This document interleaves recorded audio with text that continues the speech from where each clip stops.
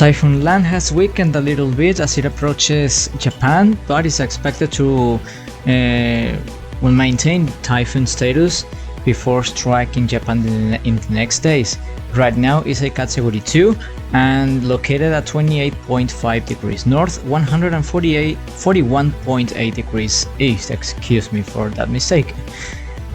And the sustained winds of this tropical cyclone, 110 miles per hour, 947 millibars, and it's moving to the northwest at 4 miles per hour quite slowly. That's latest at 12 hours local time in Tokyo, as well as Kyoto in Japan, which is 3 hours UTC on August the 12th.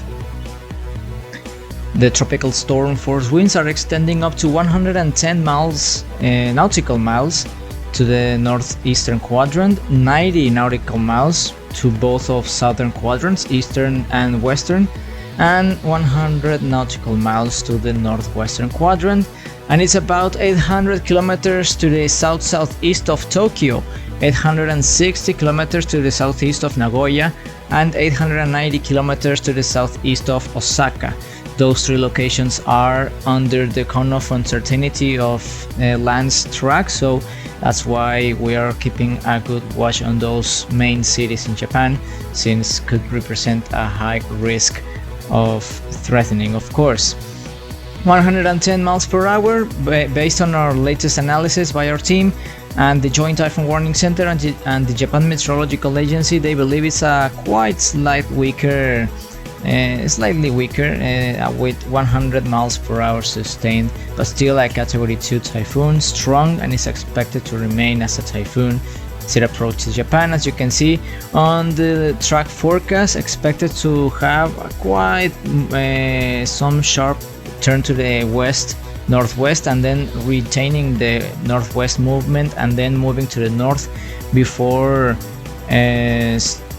striking Japan in possibly the next 2 or 3 days, maintaining typhoon status, category 1 or category 2 status, and then dissipating quickly as soon as makes landfall in Japan by the August of the 14th or 15th.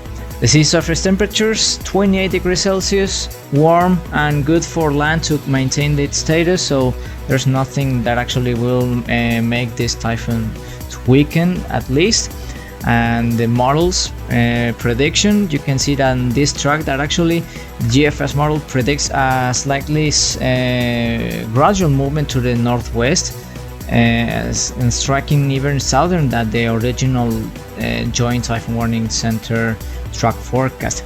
The cone of uncertainty is quite big, so of course it's important to keep a good eye of this typhoon, because everything could change, and the forecast also is subject of many changes.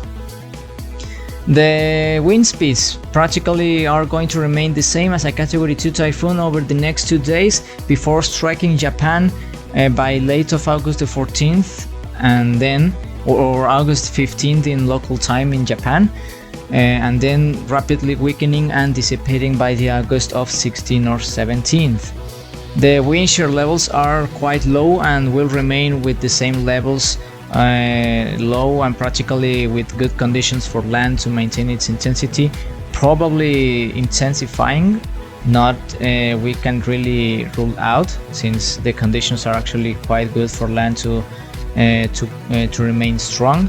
But of course, after it makes landfall, the wind shear will increase sharply and then finally dissipate. The sea surface temperature is 28 Celsius and the humidity it's quite low, so practically the main reason of why land has weakened and probably won't intensify, or at least will maintain its intensity.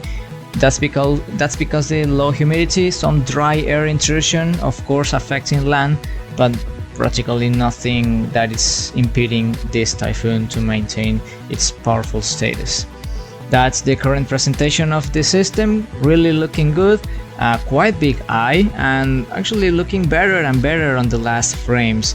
So let's keep an eye on this, because land has been a really interesting system so far, and it's going to be a direct hit for Japan in the next 2 or 3 days. That's all for today, and in the next hours we will come with Typhoon Dora, since with Typhoon Dora's update since has crossed the international date line. Stay tuned.